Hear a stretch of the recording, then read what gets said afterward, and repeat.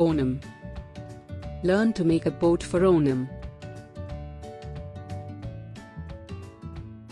Materials: 2 color papers, color of choice.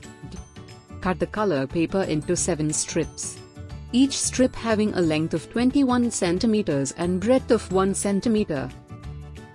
Cut the color paper into 7 strips. Each strip having a length of 21 cm and breadth of 1 cm.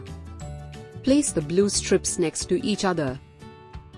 Then take a yellow strip, put it under one blue strip first, then over another blue strip, then under, and continue.